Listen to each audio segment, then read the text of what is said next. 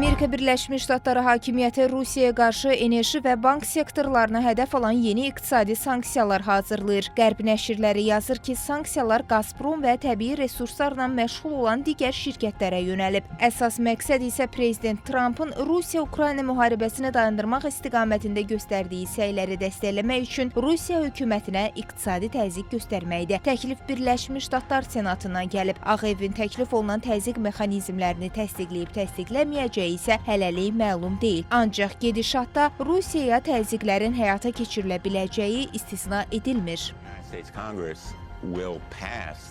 Amerika Birləşmiş Ştatları Konqresinə təqdim edilən qanun layihəsi Rusiya və onun enerji sektorunu dəstəkləyən digər ölkələrə qarşı ilkin iqtisadi sanksiyaların tətbiqini nəzərdə tutur. Bu qanun layihəsinə artıq 70-dən çox senator dəstək verir. Respublikaçılar və demokratlar arasında bərabər bölünmüş bu dəstək Prezident Putinə qarşı mesajdır. Amerika Birləşmiş Ştatları Konqresi Ukraynanı dəstəkləyir. Layihədə Rusiya ilə ticarət əlaqələri quran ölkələrdən ixal edilən məhsullara 500% tarif tətbiqi nəzərdə tutulur. Bu sanksiyalar Rusiyanı iqtisadi cəhətdən təcrid edəcək və nəticədə Prezident Putini danışıqlar masasına oturmağa məcbur edəcək. Ümid edirəm ki, bu zaman Prezident Trump da ona qarşı sərt mövqe nümayiş etdirəcək və Rusiya təhlükəsizlik təminatlarını qəbul etməli olacaq.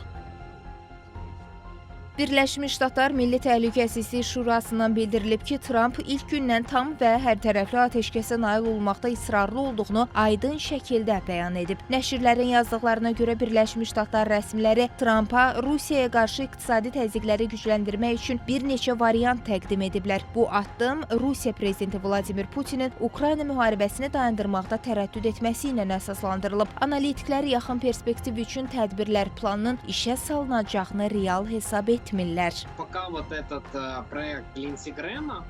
Lindsey Graham'in layihəsi mənə elə gəlir ki, qarşı tərəfi qorxutmaq üçün bir vasitədir və bu davamlı xarakter ala bilər. Hiss olunur ki, Amerika Birləşmiş Ştatları Trumpın ikinci 100 günü çərçivəsində Rusiya-Ukrayna müharibəsinə münasibətini dəyişməyə başlayacaq. Hazırda isə sadəcə nəzəriyyədən danışırıq. Bunun praktikada özünü doğrulda biləcəyini zaman göstərəcək. Biz görürük ki, Trump digər ölkələrin məhsullarına rüsum tətbiq etməyə çox həvəslidir. Ancaq unutmaq olmaz ki, bu həm də ABŞ iqtisadiyyatında mənfi nəticələrə səbəb ola bilər. Onlar bu barədə tez-tez danışırlarsa, mümkündür ki, nə vaxtsa bu istiqamətdə praktiki addımlar da atılsın. Bunu istisna eləmirik.